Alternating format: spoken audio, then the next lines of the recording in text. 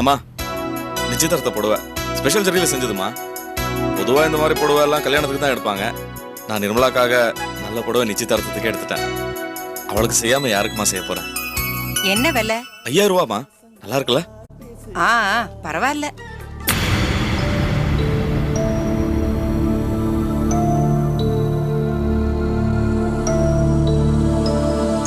என்ன நிர்மலா, பிடிச்சிருக்குல்ல?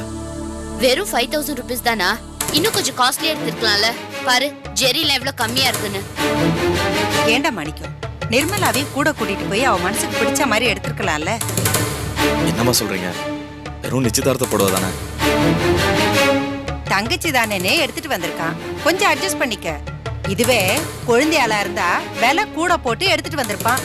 என்ன பண்றது? எடுத்து கொடுக்கறதானே கட்டிக்கணும், வேற வழி.